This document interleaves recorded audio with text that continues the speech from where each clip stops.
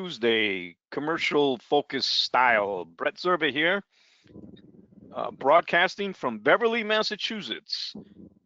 Not that many of you know where that is. Hi, Dave says, morning, guys. It looks like people can hear us, and I'm sure they can see the screen. Mark usually answers 5-6 times, whether he can see it or not. So thanks, Mark. We do appreciate your time in attending today's presentation. I'll be the moderator for today's presentation. My good friend and the most knowledgeable gentleman from Duxbury, Mass. that I know. I hate to say it's the only guy I know from Duxbury, Mass. So he defaults on the winning that, but nonetheless, Rich Medeiros will be our main presenter today. So I'll be moderating and watching for the questions and taking care of all of that. There is a handout. So the slides of today's presentation are available for you to download if you would like to have for your records. And, you know, as with any other of our webinars that we've been doing for over 5 years now, good Lord, that whole 2-week shutdown back in March of 2020. Anyways, I don't need to digress. 24 hours from now, you'll get access to the recording as well as your PDH certificate. But TACO, look at what it says up there. Rich and I were just talking about that. Celebrating well over now 105 years of production. Unbelievable of being a company. Really fantastic. And it's privately held by the White family, Johnny White. Some of you have met. I'm looking at the list here, and I know quite a few of you, not quite a few, but many of you have met him. Some of you guys have met him. Matter of fact, oh, I thought that was Tom Matern. It's not Tom Matern, different Tom is on here. Anyways, he's a great guy, and he steps into some of the classes we have on site every once in a while. But his family has owned it from the start.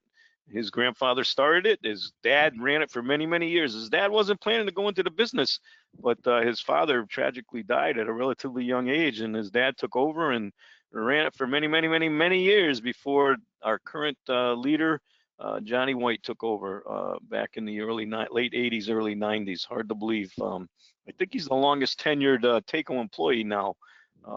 Well, considering he started when he, as soon as he could walk, I think he started at TACO, but he has quite a team below him.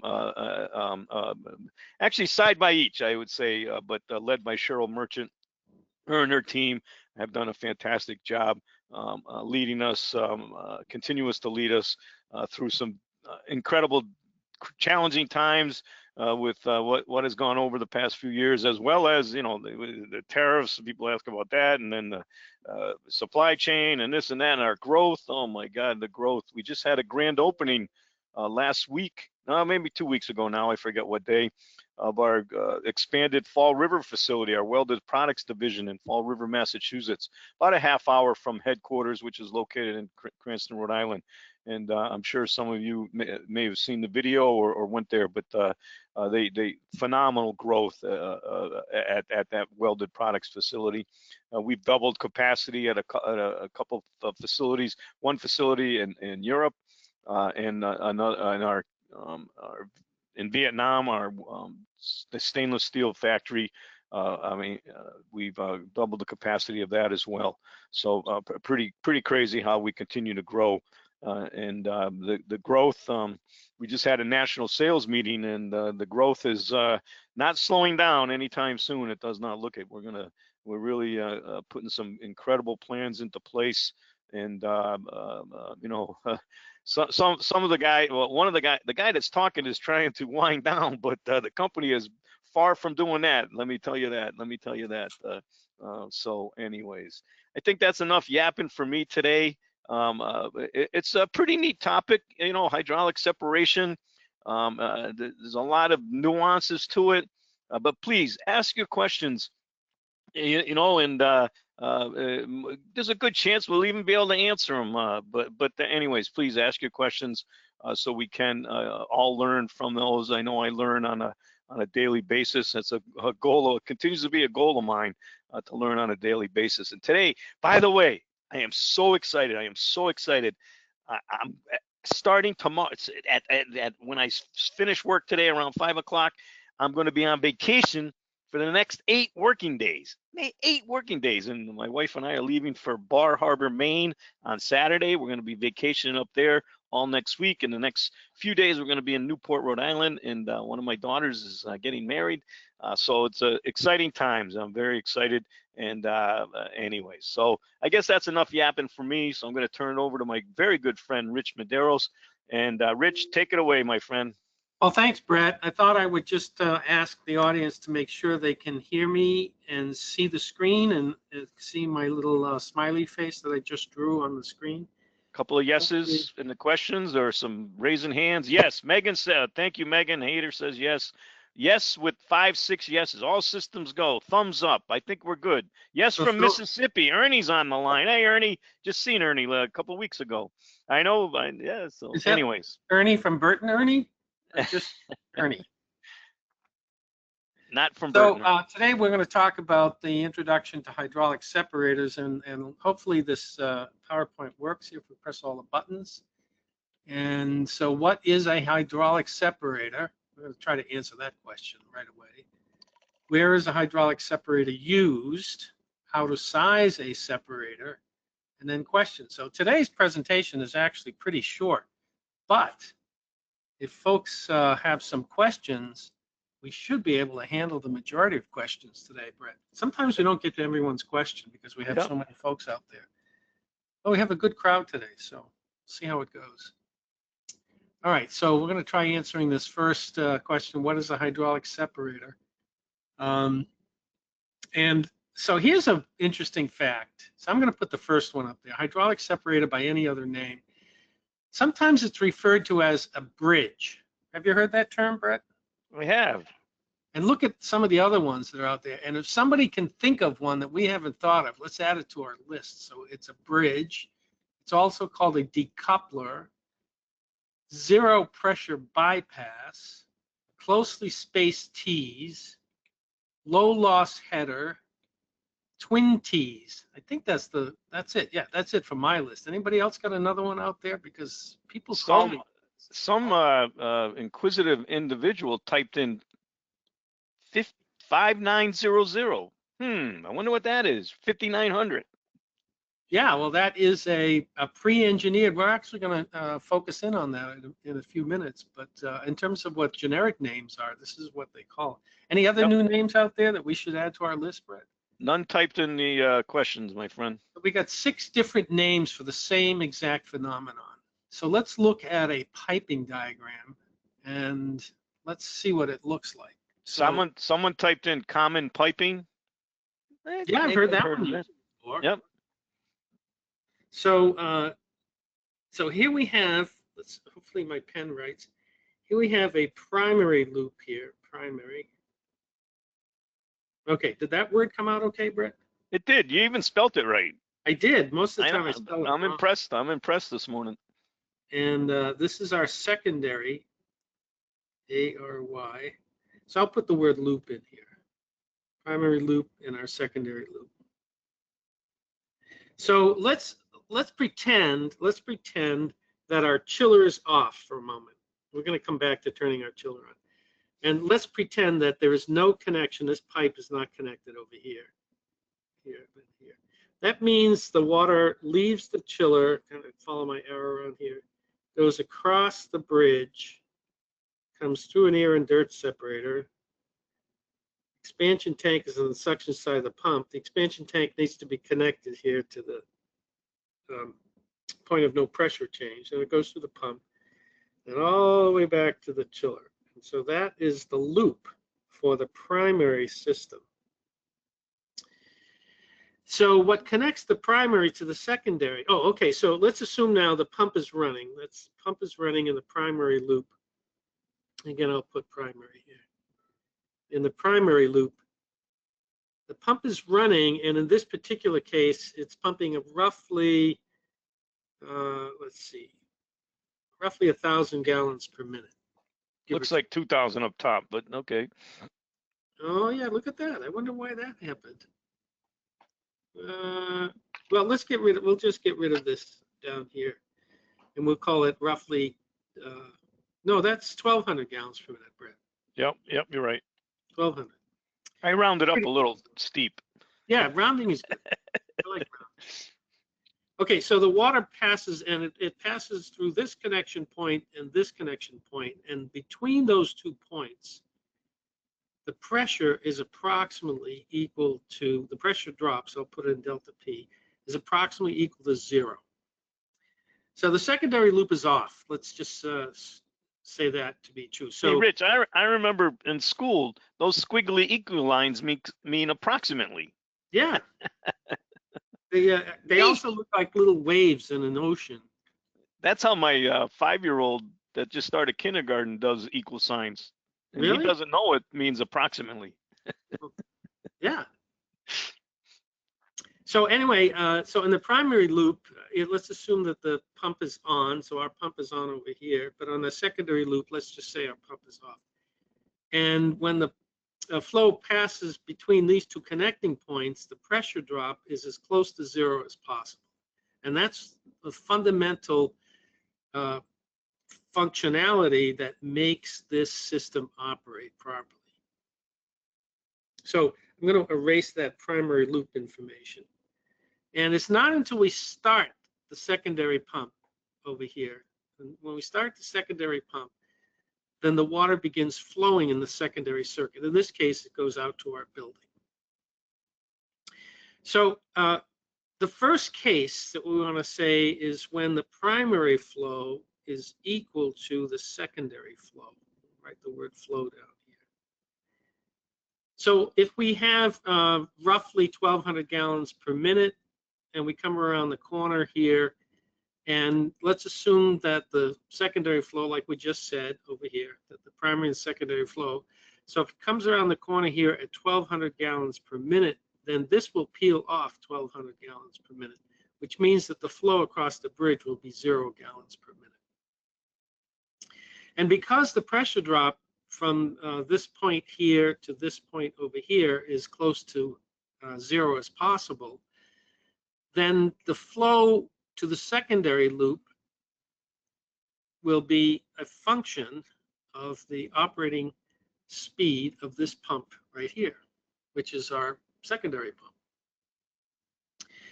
So that's the fundamental operation. Now, in most primary secondary systems, the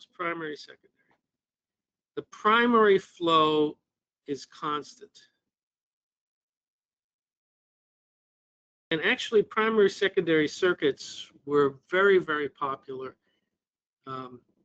It's only been in the last, I would say, 10 years or so that variable primary flow, where you did not have a primary secondary circuit, is gaining in popularity. But in terms of the systems that are physically out there today, already built, already operating, the overwhelming majority of systems are primary secondary systems.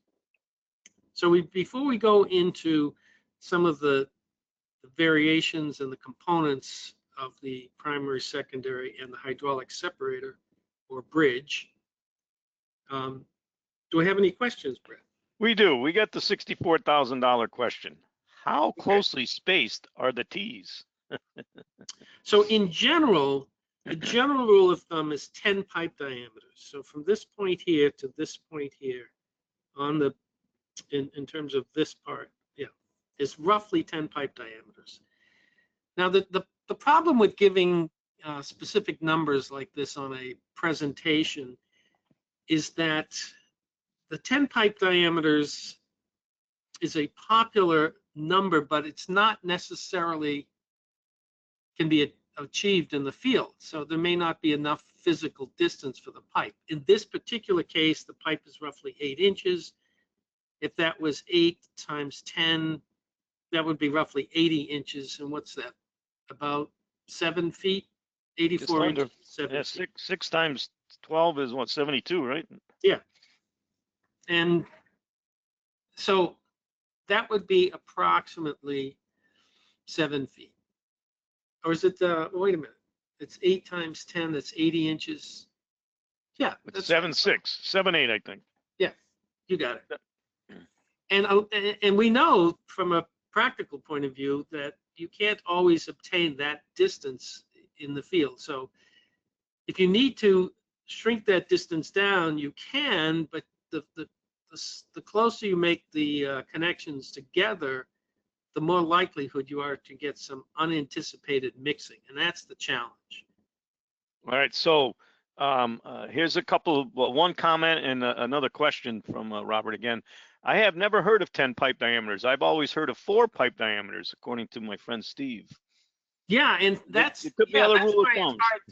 it's why a lot of folks, they've had different values depending on who developed the rule of thumb type of thing. So we know that 10 pipe diameters will work well and have virtually no mixing, no unanticipated mixing.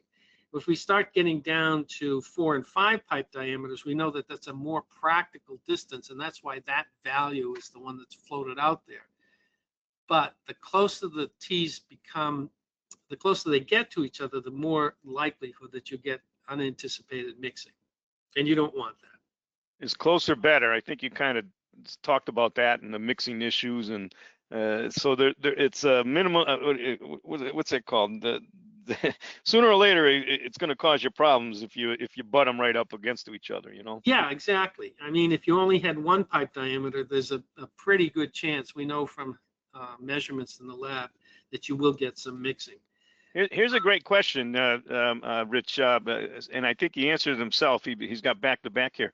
What is the factor to size diameter-wise the bypass pipe, or is it just considered the same as the primary size? That's a good question. So in general, the primary pipe is sized for a maximum velocity of approximately 8 feet per second. So, and that's pretty close to what you would size the conventional system pipe. Now, here's the trade-off. The trade-off is that the closer the T's, the lower the velocity you want to have, because you want to, the higher velocity you want to have in order to avoid mixing. And so it's a trade-off between distance, pressure drop, and mixing. And that's why we're going to show you a pre-engineered device. The pre-engineered device takes a lot of this guesswork out of it. But most of the time, it is, like in this case here, that bridge or decoupler would be an 8-inch diameter pipe. Most of the time, it would be 8-inch diameter, and the velocity would be around 8 feet per second, and it would be approximately 10 pipe diameters. That's kind of the ideal. And we know from a practical point of view, you can't achieve all of that in the field. So Steve says the decoupler pipe is designed to be bidirectional flow, correct? Yes. Yep. And here's an interesting question. I never, well, anyways, will a primary secondary loop ever be built with a single set of primary pumps and no secondary pumps, instead utilize isolation valves on everything and on the secondary side to control flow in the bridge? I'm not sure I understand that. Are they saying that the bridge itself has a valve? There's no. It's the only way you can do it. You'd have to have a control valve in the bridge, and then if you do that, you no longer have. He actually just all he said was utilize isolation valves on the secondary side to control flow. Yeah, I mean, typically in a primary secondary, I just put the letter P here. In the primary and the secondary system, that is variable flow. And that variable flow does use two-way valves. Yep. Yeah, but he's trying to get rid of P2. Well, if you get rid of P2, you don't have any flow in the secondary circuit unless you create some pressure drop across the bridge, in which case, if you do that, you no longer have a primary secondary circuit. Yeah, I don't think that would be called primary secondary. Yep. Yep. Okay, back to your. Any other questions? It would be, as someone made the statement, it would be more like a variable primary flow system at that point. That's correct. Get rid of the bridge. Right. And we're not talking about that today. No, not today. Not today. Not yet. Not yet. So here is an actual system diagram that shows the bridge is over here. There's the bridge. There's the common pipe. And there's the point of, from this point here to this point, I put a couple little dots there. Hopefully you can see that. And that's the point of connection. So that would be a typical system that you would have. Sometimes we use the word stick built in the field. All right.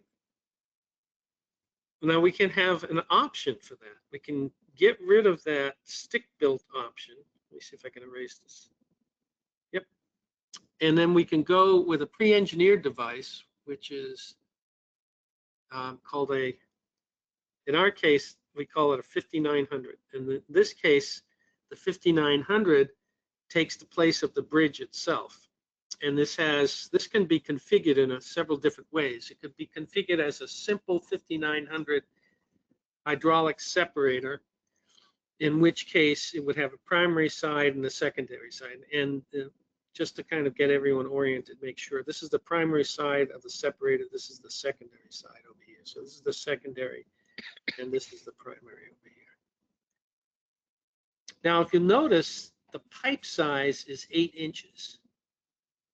But in order to ensure that the hydraulic separator works properly, for this flow of roughly 1,200 gallons per minute, if someone, let's make note of that, because I'm going to come back to this in a minute. Let's see what happens if I go on the next slide. So here is what that device looks like. So it has, let's say it has the primary circuit on this side here. We'll call this the primary, and this is the secondary here, over here. So that implies that the secondary comes back this way and the primary exits back this way. So this is a primary secondary circuit. So when the flow on the primary side is equal to the flow on the secondary side, so I'll just designate that as P flow here is equal to the secondary flow. You can imagine the flow goes from left to right. It doesn't go down through the hydraulic separator. It just goes straight through whenever the flow is equal to each other. And the return comes here. Now, there's obviously water between those two things, but there's nothing going on in terms of mixing or in terms of movement. Let's use the word movement there. And that's how a hydraulic separator, pre-engineered device looks like. It also has an air vent at the top, so it starts to add a separate function. And this is what it looks like when we use the 5900, and we call it the Flex Balance Plus separator. In this case, you see the primary and the secondary circuit. So let's assume that this is the primary circuit over here. It's moving in this direction, and then it exits over here. So there's the primary circuit. And then the secondary circuit leaves over here on the left side and enters here. So this is the primary, and that's the secondary. And we also have in that here, P, take that P off of up top. You got to put it on the left side, don't you? well, it's the same P. Yeah. Yeah. It's Oh, I see what you're getting at. Oh, yes. Oh, thanks for picking that up, Brett. I ruined my day. This is the primary circuit here. There's the primary circuit, and there's the secondary circuit. Now I got it straight. And then this is the primary circuit exiting. That's the mistake I made, right? Yeah. Unfortunately, you were talking about when the flows were equal. So in essence, it is primary, but it's not really. Yeah, no, you said it correctly.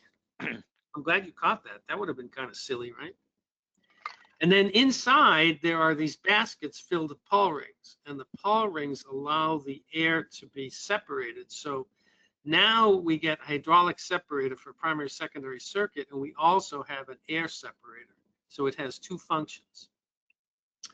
And as far as the physical sizes are concerned, let's take a look at what the physical sizes look like.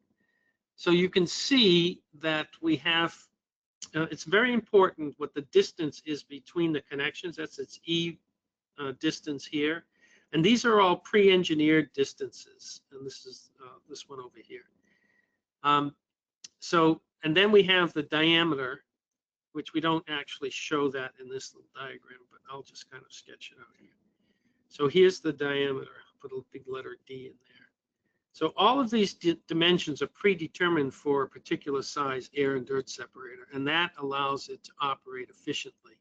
So it doesn't get, the mixing is minimized. And it also has a baffle in here to help with the separation. So let's look at a chart for sizing. Now remember we said that that previous diagram had an 8-inch pipe? Yes, sir. And it had 1,200 gallons per minute, GPM. Well, it turns out that if we look at 8-inch over here on the left side for the sizing chart, the maximum flow, optimum flow in gallons per minute would be approximately 896 gallons per minute. Well, we have 1,200 gallons per minute. So we can't use an 8-inch, even though the pipe size is 8-inch, it's not going to work. What we really want is a 10-inch. The 10-inch will bring us up to 1,409 gallons per minute. So when you're selecting a hydraulic separator, it's very important to look at the optimum flow column right here, because that's going to dictate the size. And in this case, the pipe size, one more time, was 8-inch, but the hydraulic separator needed to be 10-inch in order for it to be at its optimum flow. So you can see for standard sizes, we have from 2-inch all the way up to 12-inch, and we can build custom sizes larger than that. But this is what the overwhelming majority of the industry uses within these ranges here. Now, having said that, I heard that we were building one for a customer that was, I believe, a 36-inch. And that's quite large. Another device that operates as a hydraulic separator is a multi-purpose tank. And multi-purpose tanks you can get custom made with all kinds of different features.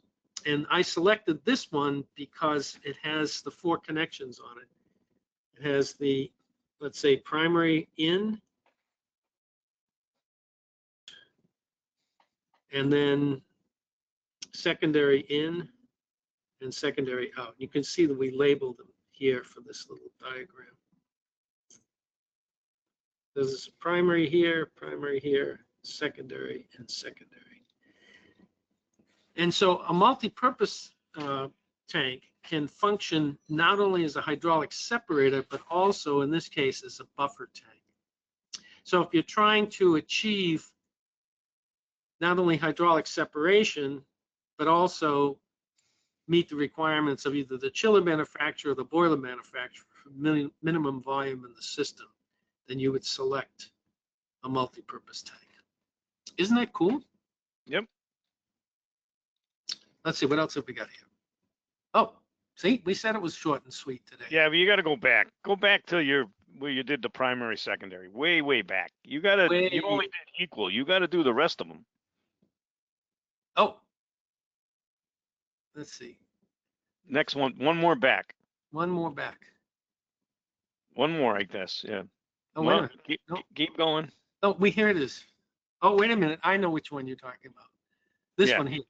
Yeah, so you only said the primary flow is equal to the secondary flow. So I think you need to do the primary is greater, primary is less, and da-da-da-da.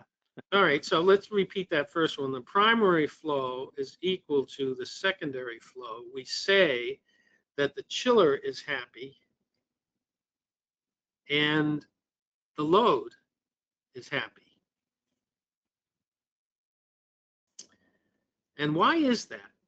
Well, let's stick with the 1,200 gallons per minute. Let's ignore this for some reason. I'm not sure why that came out that way. But the delta T here is 12 degrees Fahrenheit. And the building delta T is also 12 degrees Fahrenheit. Well, when the primary flow is equal to the secondary flow, let's just say that the 1,200 gallons per minute comes around the corner, the secondary pump pulls off of 1,200 gallons per minute in this direction. And the temperature that the building sees is 44 degrees entering and 54 degrees leaving.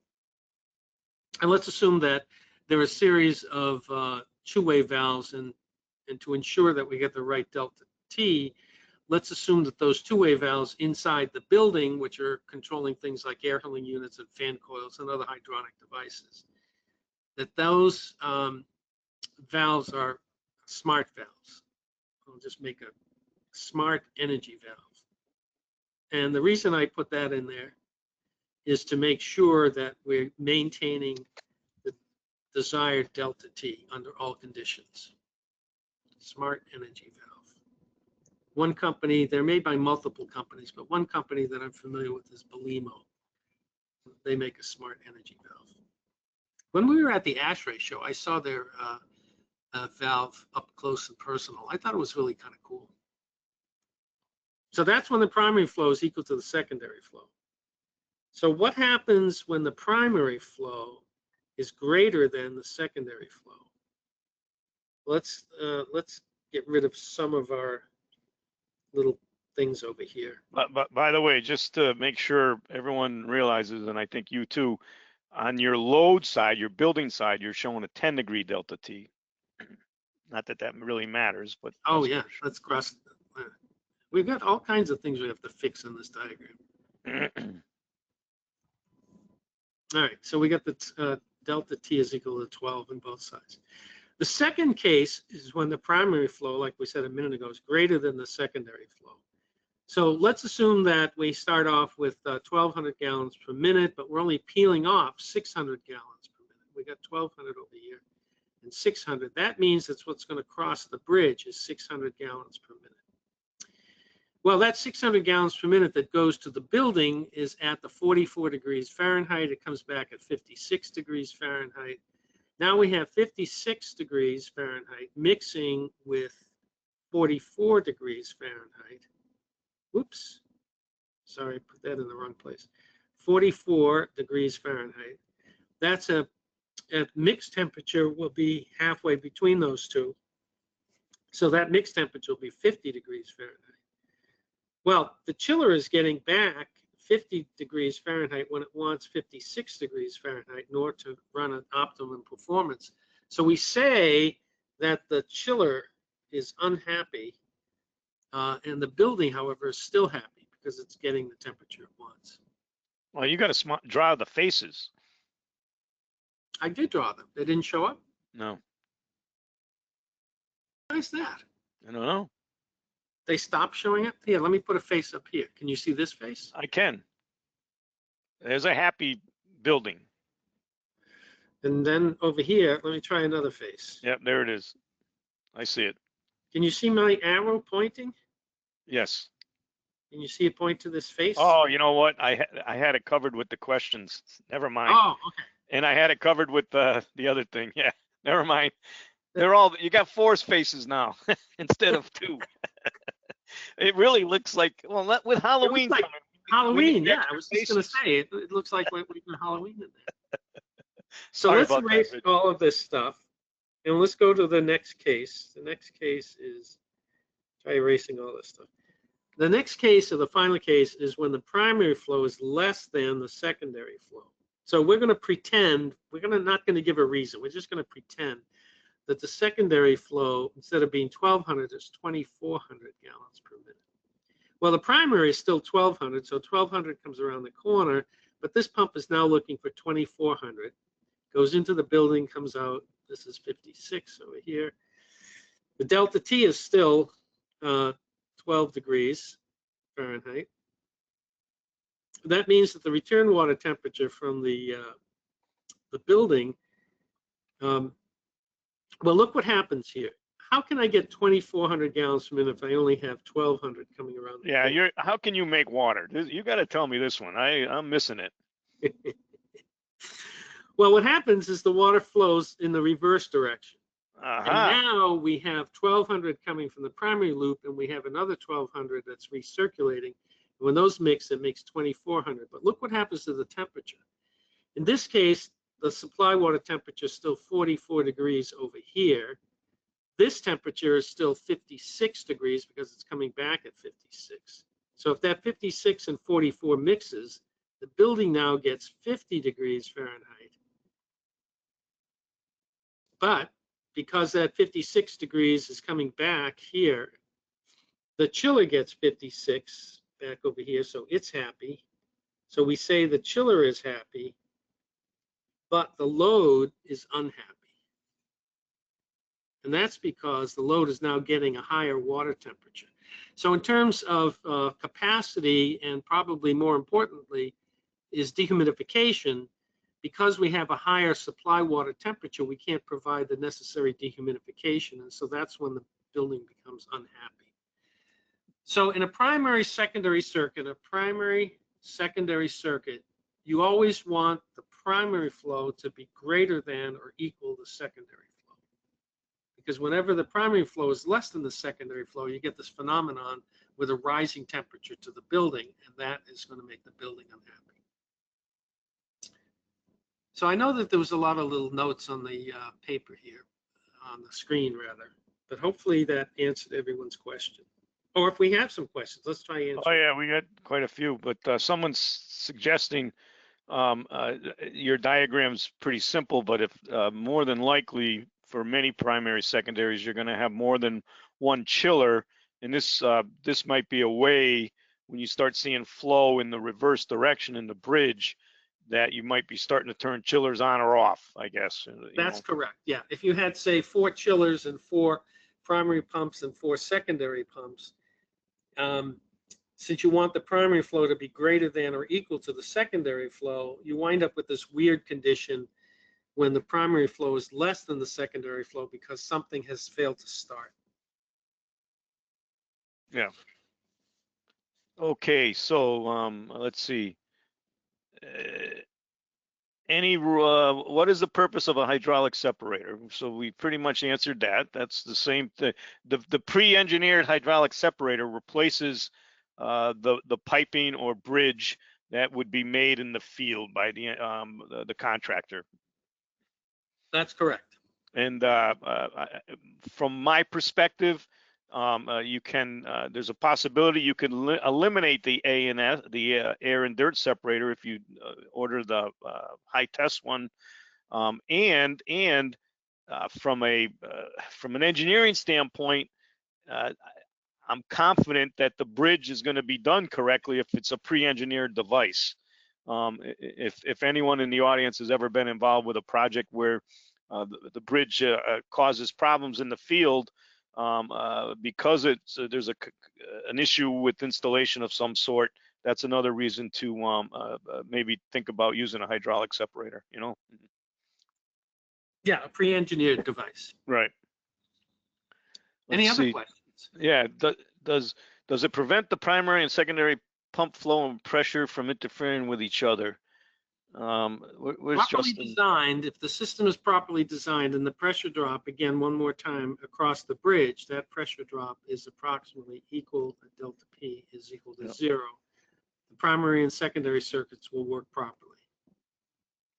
So people are a couple guys asked about sizing the pumps. So the pumps, the secondary pump is a variable speed pump, but it needs to have a pretty good range of flow rate then, I guess, right? You know, the curve. Yeah, and so in this case, this is the secondary pump, and it has to be sized for the load. And again, apologize for this incorrect number here. So it has to be sized for the load, and whenever you have two-way valves, those two-way valves modulate close. Depending on the strategy, the secondary pump could be a self-sensing pump. Self-sensing. When I first saw this self-sensing and abbreviated like this, I thought it meant super sport, because that's what Chevrolet used to build, super sport cars. Anyway, yeah. So most of the time, the secondary pump is going to want to have a minimum and maximum flow. And generally speaking, the minimum flow that we want from a pump is approximately equal to 1/3 flow. We can go down a little bit lower than that, but if you look on our pump selection software or our pump curves, you can actually read off the minimum flow.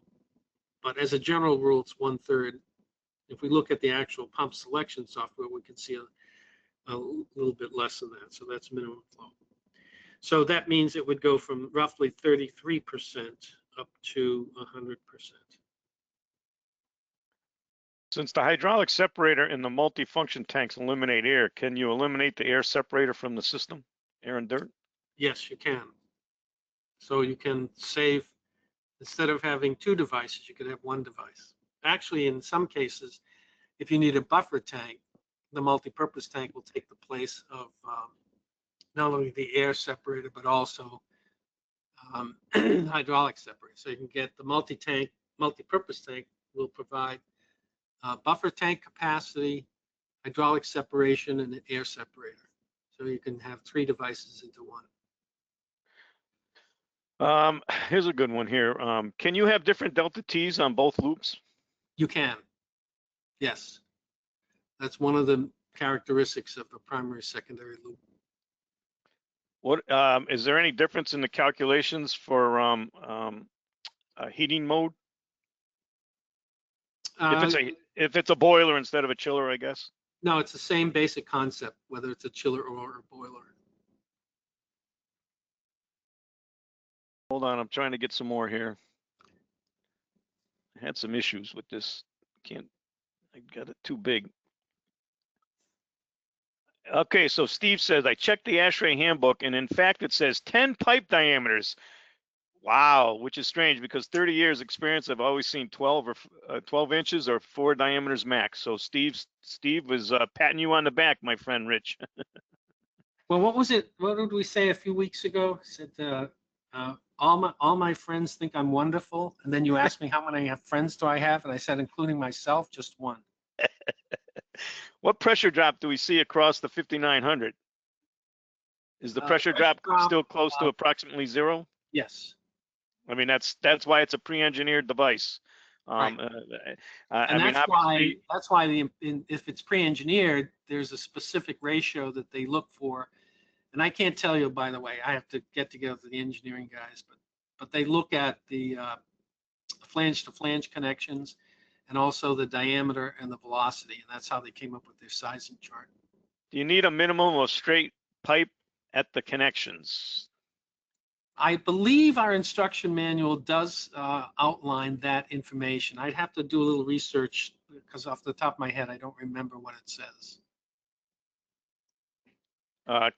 Can a magnet be added to a 5900? Now, I'll let you explain about the magnet situation, Rich. Go ahead. Can a magnet be added to the 5900? That's an excellent question. I know that the magnet can be added to the 4900. I don't know if we add them to the 5900. We can. Oh, that's good news. You got to call your local TACO rep who will work with the team of it. So there. Oh, here's a good. Does the physical orientation of the pre-engineered device matter? Can it be on its side in addition to upright? No, because it has to have the vent at the top, because you're venting the air at the top of the 5900. What are the benefits of having? We already covered that. What are the benefits of? I'm sorry, I'm getting confused. I'm seeing so many here. What are the benefits of having a hydraulic separator? We covered that. You know, it's a pre-engineered device. You know it's right. Some people want to point out, more than one wanted to point out that when you have when the primary flow is less than your secondary flow, and you showed 1200 on the primary side, 2400 on the other side, so obviously you had 1200 going back. The chiller was not going to get much flow in that example. No, the chiller gets 1200 because that's constant. And if for some reason the secondary flow is greater than the primary flow, then the secondary flow, there's a portion of the secondary flow that flows backwards through the bridge. What would you suggest is the benefit of having different delta T's in the primary and secondary, if there is any? Well, some people will, select the chiller for its optimum delta T, and then they'll select the building equipment for a higher delta T. Usually it's higher, in order to accommodate a lower pumping horsepower. But to simplify the systems, the simpler you make the system design, the more reliable the system becomes and the easier it is to troubleshoot. So I'm not saying that you should absolutely have primary, secondary flows starting off equal to each other on the maximum design condition, but I find it makes the system much simpler to operate. All right. Why secondary pump on supply side for first diagram and the secondary pump on the return side for the second diagram? I think that's just your, I'm not sure which diagrams he's actually talking about. Is there technical data comparing the effectiveness of a traditional air dirt separator versus a hydraulic separator? They both, we have testing on both, and they both work just as well. So there's really no difference. Does TACO have any installation instructions published for the 5900? I mean, it's part of our INO manual. How is the flow able to reverse and go back when P is less than S? Could you explain the inside of the, I mean, it has to, because the flow, you need the flow for the secondary pump, P2. Yeah, so I mean, one more time, let's assume that, again, I'm just going to Yep. write simple numbers here. Here's our primary circuit, and the primary circuit is 1,200 gallons per minute, GPM here. And that's constant. And as long as the pressure drop across the bridge is as close to zero as possible, that flow on the primary circuit is never going to change. What influences the flow across the bridge is the secondary pump. And let's just arbitrarily, let's see if I can erase my circle here. I tried erasing, but didn't erase. Oh, there it goes. So if the, let's assume for a moment there was another pump in here like this. And each pump was sized for 1,200 gallons per minute, and the piping down in the secondary loop was large enough to handle 2,400 gallons per minute GPM. And let's say we had, you know, on this primary side, we also had, so the phenomenon exists when, and let's say we had multiple chiller here. There's another chiller connected to here, and then this one goes back. Should probably make that connection a little bit nicer, right? I don't know. I've seen piping looking like that in the field. Hey, I didn't say that. All right, we'll go around like this guy here. So this goes in and this is go. So this is the innie, this is the outie.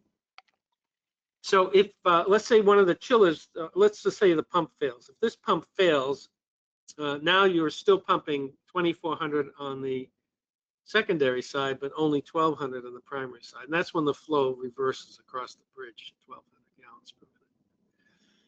However, the 1,200 gallons per minute, because only one pump is running, goes back to the chiller.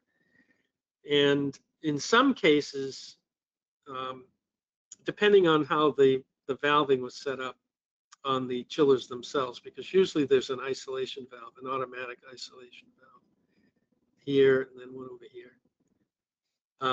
But if a pump goes offline, it's possible to have flow through both chillers. But as far as the flow is concerned, it's still only 1,200 gallons per minute with only one pump running. And that's when you have reverse flow across the bridge. So did that answer that question, or did I make it more confusing? No, I think we answered it. I think we need to at least mention, and you can expound on it when I'm done here. There's many different control methods for what we've discussed, what you've discussed and presented today, and we really didn't get into that control aspect of it. But please work with your design team to get more educated on the control part of it, or the electrical guys, or whatever. There's a host of them, right, Rich? There's a myriad. Yeah, I mean, it all depends on your design philosophy and your control philosophy. We try not to do that in these simple diagrams. We're really focused on, you know, how does the bridge work in this case, and what's the effect of changing the flow across the bridge. You know, and someone said that helps, so that helps. It was when you were talking about the chillers. Would flow be separated between both chillers in that scenario, or would you need to turn off a chiller if pump fails? Well, yeah, so one of the challenges in terms of controls is that most people would have some kind of flow meter in their system, and that would provide them more information. So that flow meter would send information back to their control system. Say here, we'll just represent the entire control system as a single box with the letter control in it. So the control senses that, the control system senses that a pump has gone offline, and it knows now what the flow is, and it may say, you know what, I don't need to run 2 chillers, I'll just run 1 chiller. But there's a whole series of activities that have to be decided before you make those kinds of control strategies. So I try not to give too much information on controls because they become, I have had people quoted me in a classroom environment, you're trying to convey certain basic concepts, and if you only deal with a tiny amount of control or controls in a tiny portion of your system, then it can, you know, get goofy after a while. Right, for sure. And I think I'm not sure you mentioned this at the beginning, but the diagrams, the PowerPoint diagrams that like you're seeing right on the screen now are for presentation purposes only. Don't take a picture of it and send it to a contractor, please. Yeah, not for construction. Okay, here's a good question from John. If the delta P across the device, right, the pre-engineered device is 0, what keeps the flow from just staying on each side of the perforated plate?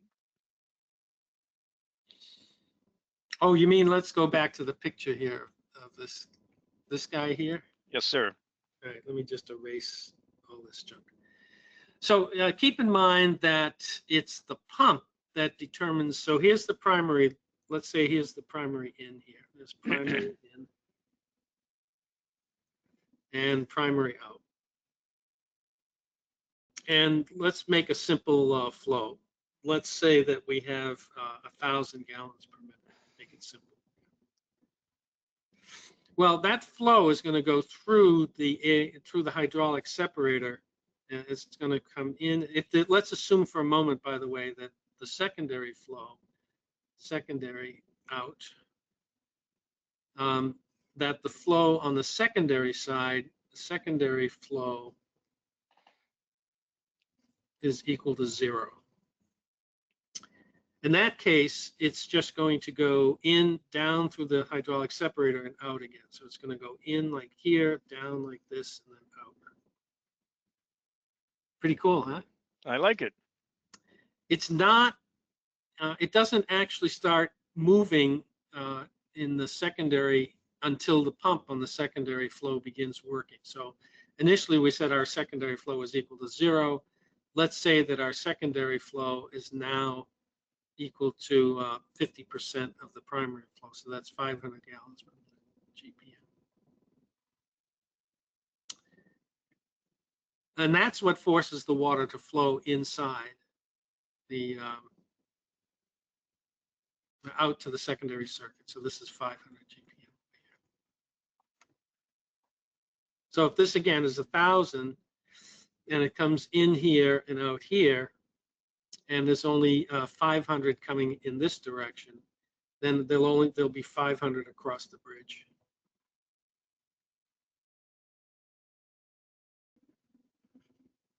Oops, bridge. I spelled that bridge wrong, Brett. There we go. So, oh, go ahead. I'm sorry, Rich. Yeah, so if it's 1,000 gallons per minute, 500 peels off here, 500 goes across the bridge, it mixes with 500 coming back here, and then it goes back to 1,000 GPM.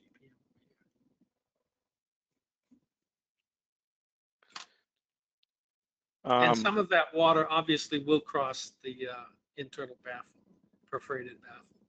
It is important to note the head on the primary pumps is usually much less than the head on the secondary pumps. That's a good statement. Yeah, that's a reasonable statement. Yep. How are you flowing more water through your chiller than it is not? No, we already talked about that. Oh, controls come into play. Let's see. Pretty much winding down here. What prevents the flow from going into the secondary when the secondary pump is not operating? The pump's off. Nothing can go through it. Well, if the pump is off, remember that water is going to follow the path of least resistance. And so since the pressure drop at full flow across the hydraulic separator is nearly zero, it's going to follow the flow between the primary in and the primary out, and it's not going to induce flow in the secondary circuit because the pressure drop in the secondary side is dramatically higher than zero, or as close to zero as possible. So the water is going to follow the path of least resistance. Makes sense. Thanks. Is primary always on top? Robert's asking. No, you could put the primary at the bottom. For sizing based on flow rate, can you be slightly above the optimum flow for a given pipe or 5,900? Say 550 gallons per minute on a 6-inch, for example. What would be the effects or issues of undersizing the 5,900 with a larger flow rate? I would not recommend that you change that. Let's go back to the flow dot. You mean this guy here? Yeah. Let me erase some of this stuff so it doesn't become confusing. So they were talking about a 6-inch. Yeah. Whoops, sorry. 550 GPM. So you're above it by a little bit, right? I mean, I don't know what percentage that is, but it says 499. Say 500. You're above it by 51 GPM. Yeah, I would still go to the next size. I mean, what could happen is that the bridge is, you won't get the mixing that you want, right? Or Well, the pressure drop across the bridge or the hydraulic separator will now increase above zero, or right. as close to zero as possible. Now you have too high a pressure drop. Now you're going to induce flow in the secondary circuit, which you don't want to happen. Right. Well, I don't see any more. We've answered most of them, and I tell you, for a introduction to hydraulic separators in what is a relatively straightforward topic, we had a lot of great questions, and you covered a lot of ground, Rich. And I tell you, like we say at the beginning, and you say it, and I say it, and others say it, the questions really make the difference. Yeah, they really do. Did you hear the story about this guy that was out on a farm and he tried to knock over some of the bulls that were out in the pasture? Tried to tip them over, and when he tipped them, they kind of rocked back and forth, but they didn't fall down. And the guy tried it with several bulls. Finally, he went up to one bull and he asked the bull, he says, "What's going on here?" And the bull says, "Well, we bulls wobble, but we don't fall down." Speaking of that, now this is crazy, right? I went to college, University of New Hampshire, from 1977 to 81. And when I was a freshman, right, you all these different things come into play, and I never did it, but some of the people in my dorm would go cow tipping. Yeah, that's what I was talking. In the middle of at night, the cow, they go tip them over when they're sleeping standing up. I mean, how ridiculous. Is that real? I mean, I've heard people talk about. No, they used to do that. Did you ever see them push it with a cow over? I don't know. I don't know. We got any farmers out here that can tell us if you can tip a cow? Oh yeah. My God. All right, Rich, we're done. We will keep in touch. Sounds great. Say goodbye, and then I'll say goodbye. Thanks, everyone, for participating in today's Takeo Tuesday. I thought the questions were really fantastic. And hopefully everybody has a great week and an upcoming weekend. Rich, this is an awesome thing from Gary. Thank you so much. I always learn from your presentations. Now, how great is that? Now I'm gonna pat myself on the back, and why don't you do the same, Rich? Thank you, everybody. We'll be back sometime in October with another one. Other than that, signing off, and enjoy the rest of your week, days, month, and year, and whatever. Bye, all. Thanks, Rich. Sounds good.